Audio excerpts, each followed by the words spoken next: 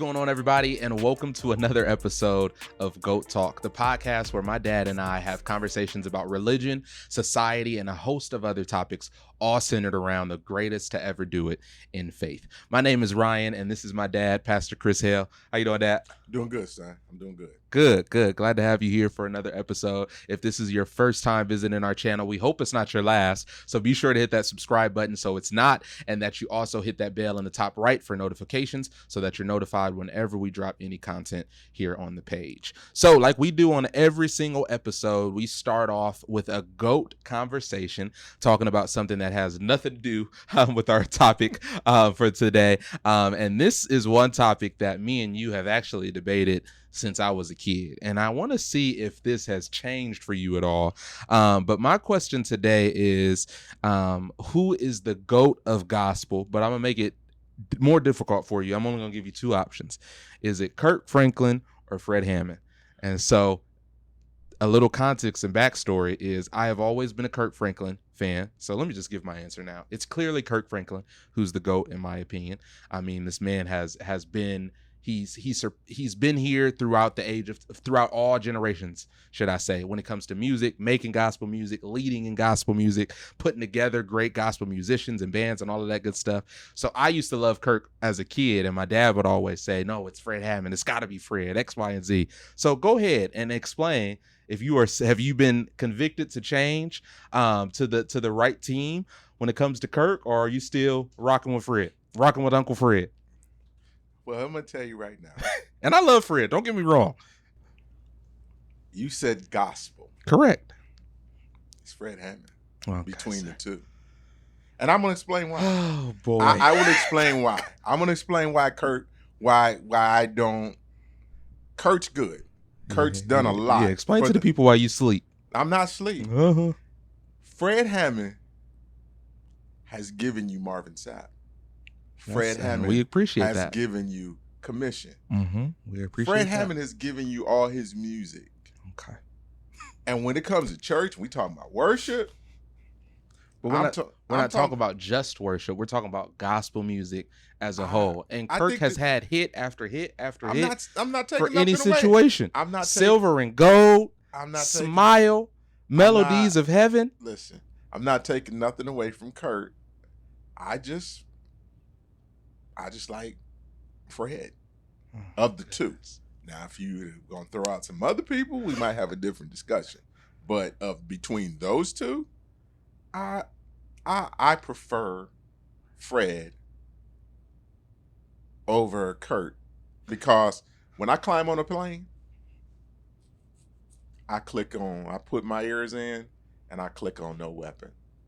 Period. And Game's over. And I think that's great. I really, really do. I'm just saying. I think that's awesome. And I think that, hey, I prefer salmon over tilapia, right? I prefer the two. I prefer the two, right? Okay. That's my preference. But when we're talking about the greatest of something, it doesn't mean it's not about your preference. It's about the fact of the matter. When's the last time Fred Hammond's released music? Well, he does release music because he's a producer. So at the end of the day, look, it's obvious that you prefer Kirk Franklin. Oh, I've made that fine. abundantly clear. That's fine. And I don't always think the greatest of all time necessarily always makes the most. I'm talking about, I think it's a hard argument because they both have lasting impacts. Oh, 100%. In their own right. And I think if we're really honest, it depends on what we got going on in our lives, depending on what we're going to listen to. Because I'm going to tell you right now, Fred Hammond's got some stuff out there that when you going through, I'm reaching for Kurt. But Kurt, I feel like when you talk about the greatest in anything, it's that person who usually it's the person who has transcended different generations, different periods of time. And Kirk has been around in the industry for what? 20, 30, 40 years. Same as. No, but I'm saying Kirk, his music is still more relevant. Popular. He's more popular. Yeah, Kirk is still touring. He's still doing different things of that nature. He's still the face of gospel music. It's okay. That's almost like if we were talking about who's better, Jordan or LeBron. Yeah. So. Well, yeah. And I'm okay with that. Yeah. Because I love Uncle Fred too. But I think Kirk's my GOAT.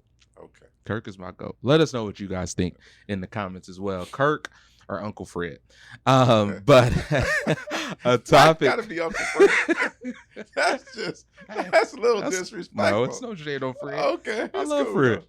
All right. Yeah, topic that we're gonna dive into today. Okay. We were talking about this off camera as well, and I definitely feel like this is gonna be a good one with a lot of different perspectives. But what we're gonna talk about today is something that we see a lot of in the church community, especially in this day and age, where we see a lot of young people either leaving church, not going to church because of some situations that have either happened there or happened with other people. And there's a phrase that has been coined either in society or in the church world. And that phrase is church hurt. So we really want to dive into what church hurt is, our perspectives on church hurt, why church hurt happens. So let's just really start off for people who may not understand what we mean by church hurt and just kind of give our perspectives or definitions on what somebody is kind of either referring to in a broad sense when they talk about how they've been church hurt. What do you think that perspective is? Or that definition is? I'm sorry. I went to church. Mm-hmm. Something happened that hurt me. Mm-hmm. And as a result, I can't get over it. I can't move past it. And it somehow affects whether I stay at that church or whether I go to church or how I view church. Yeah. That's a great definition. Great definition. So give the people your perspective, as I know that you have always had a different opinion or not even opinion, different perspective on church hurt than what many people may see or how they may feel about it. So why is that term? I think it's more of the term for you, right? Church hurt. Why has that always been something that's kind of ruffled your feathers or your perspective on it? I think it's just that we can be hurt anywhere. Mm-hmm. We can, and I think that church hurt for me, especially as I get older, is a tool tied to discouragement that the adversary uses to cripple or limit the effectiveness of the body of Christ. Yeah. And we've probably said this in another segment about, I think sometimes there's a misconception about God and there's a misconception about the church. Right. People have an expectation of church that they don't have anywhere else. Okay, what do you mean? They expect church to be perfect. Yeah. The preacher is supposed to be perfect. The choir is supposed to be perfect. Everybody in the church is supposed to be perfect. So when you come and find out that they're actually not perfect and that imperfection actually impacts you because your expectations were so high, that makes your fall or your disappointment so much more impacting. Mm-hmm. And I think that what really is behind a lot of church hurt is Satan's whole goal is to have your impact or your fall causes you to not want to participate or be a part of church. Yeah. But I want to just throw out that would church hurt really be church hurt if people didn't look at the church as a perfected being? Yeah. But more so a emergency room in a very violent crime area that is constantly busy, constantly dealing with bodies, constantly dealing with a whole lot going on. Because the church is ER. Everybody is sick at the church. From the preacher to the person in the back. Everybody has some level of sickness that they're dealing with. So you're looking as the preacher as a doctor. When he's not really a doctor, he still needs healing in some areas of himself. Yeah. And you don't know that until you see the back of his robe is made like yours. Mm-hmm. But when you stop thinking of that people like that, and you think that they're perfect. Put them on a pedestal. You put them on a pedestal. Okay. You actually put them in a position that they at some point are going to fail you. Right. 100%. And I think that affects how people view the church. Because you get hurt at your job. People don't quit. Mm-hmm. Most people don't quit. Yeah. You get hurt by your family. Now, I mean, most people don't quit their family. Right. So I think what's tied to church hurt is, do we understand our ability to forgive? And I think that because our expectations are so high, Mm-hmm. we don't even think about potentially forgiving you. You know, I'm not talking about something somebody does consistently and it doesn't look like they're going to change. Right. And that hurts you. I'm talking about somebody didn't speak to you one day and all of a sudden you're like, oh, they don't like me. They this, they that. And wait a minute, that person actually didn't see you. Like they were preoccupied by something that they had on their mind and they actually didn't see you. Okay. And I think that's one perspective. And I definitely think that that is a good perspective to a degree when you talk about how sometimes there are people who view the church as this perfect place, that people can come to this place and people are going to always treat them the best and have perfection every time they go each week and different things of that nature. So I definitely get that perspective or that angle of it. But what I would say my perspective on it is that there are lots of people who, like myself, know that the church is not perfect, right? The church is not perfect because it's built of imperfect people, right? So it's never going to be perfect.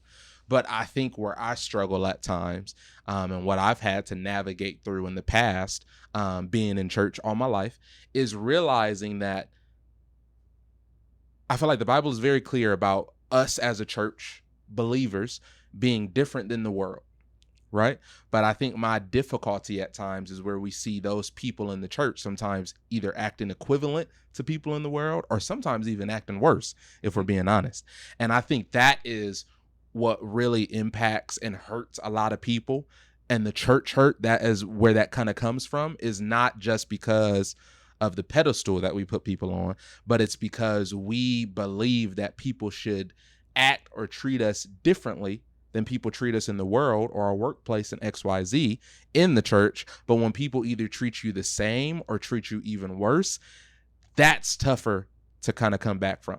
Oh no, I don't disagree. I think that there's layers to it. Correct. Yeah. The church plays a significant role in the word being labeled church hurt. Mm-hmm. The church in general has probably done believers a disservice. Yeah. 100%. Leadership 100%. has done the parishioners a disservice because they did not do or operate in the same fashion that God has instructed and called them to. Mm-hmm. And they will be judged accordingly. Yeah. But I'm just really talking about the fact that salvation at some point is an individual thing. And you have to also be aware of the underlying spirit of the adversary so that you don't, if it does occur, it doesn't take you out. Yeah. You know, as leaders have to learn how to apologize. Mm-hmm. I think, you know, it's not that you can eliminate church hurt, but if something is identified, you need to address it with the person, have the character and wherewithal to apologize. Yeah. You know, there are some leaders who, unfortunately, in my opinion, they get too big for their britches. Right. And they start reading their clippings and they forget how they got there. Yeah. Church is supposed to care about people. 100%. And I think when you lose your concept of caring, treating people with respect, I think that's one key, is just treating people with respect. That's a big key. Anything, and I'm going to say it like this. You know, I was a federal agent for a number of years. And when I first started, there was something that an older agent told me that I not only looked at to make myself a better agent, but I looked at it in every aspect of my life. He said, if you treat a criminal with respect, they will thank you for arresting them. Mm. Because how you arrest them, you arrested them and you allowed them to keep their character, their dignity. They know they're going to jail, but you didn't disrespect them. You treated them with like they were human beings. Yeah. I think that sometimes happens in the church that gets lost, and that was that leader's fault. Because the reason I fault leaders is because your people are supposed to look like you at some point. Mm-hmm. And if you are not showing love in difficult situations, they're not. You start being callous in how you deal with people, your members are going to do that. Right. Yeah. And I think, but no matter who comes in your church, you need to treat them with respect. 100%.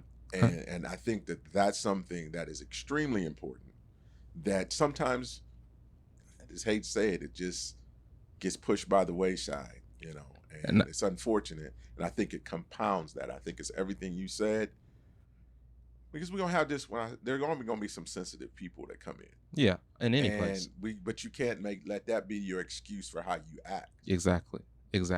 And I think that is what happens at times, is that there are leaders and there are people who are in leadership positions who lose that lack of respect. Because I'm a leader and I have this position in X, Y, and Z. And it's like you don't respect that person as a person, whether they are a volunteer, whether they're somebody that is assisting in an area, in a lower position than you on a staff or anything like that. It's like those are all still people that need respect. You get what I'm saying? And I think there are times where leaders may not always have that logic or that mindset. And so that's why people lots of times get hurt. Especially if you're not putting those people on a pedestal or having that perfect church mindset. It's like I'm getting hurt more so because you don't even respect me as a person. You get what I'm saying? Because what happens is the leaders lose their first calling. Yeah. Which is be a servant. Right. And if we really look at using like a servant, when you go to a restaurant, they're there to serve you. Mm-hmm. They keep asking you what you need. Yeah. And I think leaders get to a position and they put themselves on a pedestal sometimes, and they forget that, like in a company, you can be the CEO, but you don't treat your janitor like trash just because they dump trash. Yeah. You treat them with respect, and sometimes you should treat the people who are lower than you with more respect. Right. Because you want them to continue to work hard and potentially grow into other leaders. But if you don't give them nothing to aspire to, they're not going to do it. Yeah, no, that's real. That's a great point. Now, how would you, so obviously there can be different reasons for church hurt, like we talked about, different perspectives on it and why it happens and different things of that nature. But I think we can come to the agreement that it does happen, right? Absolutely. People are hurt by church. People find it difficult to navigate. So how can I, if I am church hurt, been hurt by the church, hurt by a leader, hurt by a person in the church, how can I navigate that? Because I feel like you said, the adversary uses that to really be a disease or a poison or a killer to our walk with Christ, obviously. So how can I navigate church hurt, whether it's me, being hurt at my last church and coming to a new church and still having some of those remnants of what happened to me in the past, whether it's me staying because I feel like God doesn't want me to leave yet, but trying to figure out how I can navigate that. Like, how do I navigate when I am church hurt or hurt by people in the church? I think that every situation could be slightly different depending on what's occurred. If it's an isolated incident, you may be able to work through it. But if it's something that seems like it's repeated, staying could be difficult. Not saying it's impossible. But you got to understand, one, why you're staying. If you're staying and the person you're with is not changing, you're in an abusive relationship. With the church. Absolutely. And I think that's something that sorry to go off on a quick tangent, but I think that's what happens at times that people overlook, is that sometimes people, without even knowing, are in abusive relationships with the church. Absolutely. Because the church is, I'm just going to say it the church is pimping them. Absolutely. Church is pimping them. Absolutely. They're prostituting their gift. They're prostituting their anointing and their talents because you're holding me in the position that is beneath my value. right? And now I'm being abused and disrespected and different things like that because you don't have enough respect for me to use me in the way that I'm worth being used at, that I'm even being called to. So now I'm hurt because it's like, man, am I even really called to this thing? Because the person that, to your point, that I've either looked up to or held on a pedestal doesn't even see that in me, or either they see that in me or don't even think that I'm worth even being used in that capacity. So like you said, that's an abusive relationship that we see every day in churches all across the world, if we're being honest. But people sometimes are blind to that because they have that perfect church mindset where there's a difference there. Okay. What you just said was a mouthful. Yeah. And it was a mouthful because it actually goes to why some people stay in church hurt. If you don't find yourself valuable, if you don't know why God created you, what God's purposed you, what God's told you to be, you're staying waiting for somebody else to validate you. Yeah, 100%. And if you're being validated by an abusive person, abuse is the only validation you're going to get. And what happens with continual abuse, it continues to tear down your self-worth, and you don't think nobody else is going to want you. Right. That doesn't matter whether it's church or relationship. Those traits are the same, because what happens is if you decide to leave that church, you still have to do what is very prevalent in society in general, called PTSD. Yeah. So you go to the next church. I call it PTCD. Okay. Post-traumatic church. Yeah. Post-traumatic church disorder. Okay. I'm just going like, look, label it however you want to label it. What it really is you haven't healed. Yeah. And no matter if you move, because I never say stay in a toxic, abusive relationship. Right. But you got to get to a place and heal. And you don't judge other people while you're trying to heal. Because the adversary will use people who are really trying to help you, bring up something from your past to make it look like it's something. It ain't even happened. Yeah. It just looked like it's on the horizon. Right. To get you out of healing. 100%. I think that's what the biggest problem is church hurt has created all these people walking around with whatever the acronym you want to give it, and they trying to function with PTSD and they can't function. Yeah. They just can't. You can't properly function because you have not healed from that. Yes, hurt can be real, and hurt is going to happen in the church. People in the church are going to disappoint you. Yeah. But in order to do what God's called you to do in the kingdom, even if it's in a different location, you learn from that, you move on, you heal. Yeah, no, 100%. And I think you got to know your value, though. 100%. And I think that's the biggest thing, is knowing your value no matter what situation that you're in. But like you said, knowing your value when you go in church specifically, since we're talking about that, because sometimes we have that tendency to put people on a pedestal, and that in turn makes us think that we are less than or lower than our true value. Something that my mom always told me and my sisters growing up is something that's so important, especially when it talks about church. People are just people. It's super simple, but it's something that has always stuck with me. It's like, I do my best to not put people on a pedestal, because at the end of the day, like you said, they are just people and they can easily disappoint me just like another person can. But it is, like you said earlier, like we've been talking about, it is sometimes harder to navigate that, because we do believe that people at church should treat us differently or should treat us better in X, Y, and Z. And not saying that that's not true, but at times that's where that hurt comes in. But knowing your value definitely helps. And I think, the unfortunate thing is some of this we only get wisdom as we grow. When I was in my 20s, church should act a certain way. Yeah.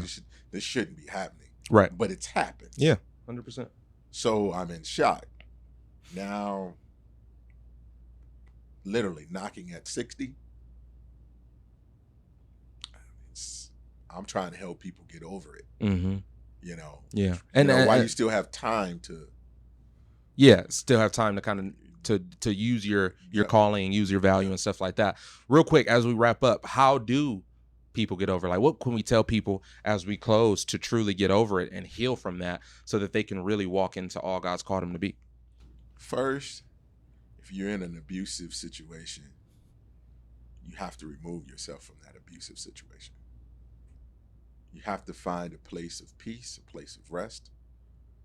That means you don't even have, I wouldn't tell you to go join another church, but go into another church environment where you can feel the presence of God, feel God talking, moving. And I'm not even saying you talk to God about when you may, if that's the place for you to connect, but you need to be in a place that you simply heal. Yeah. And while you're going through that healing process, you're seeking God to give you the ability, this is going to be critical, to forgive that person, whether you have a conversation with them or not. Yeah.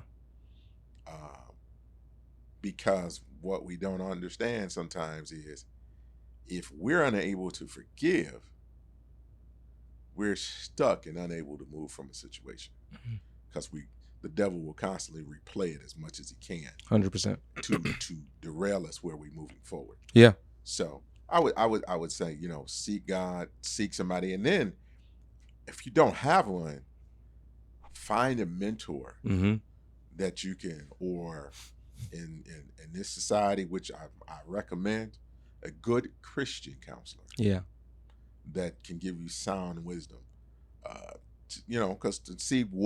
because sometimes we may play a part in a situation or be looking at it slightly wrong. When I mean wrong, we didn't look at it in its totality. And by looking at it in the totality, we can determine that we play any part in it, so we don't do it in the future, or we could be completely on base and we don't want to accept that we were completely on base. Like, we overlook some things. Like, sometimes when people are in abusive relationships, period, they see this person is abusive, but they think they're going to change them. Right.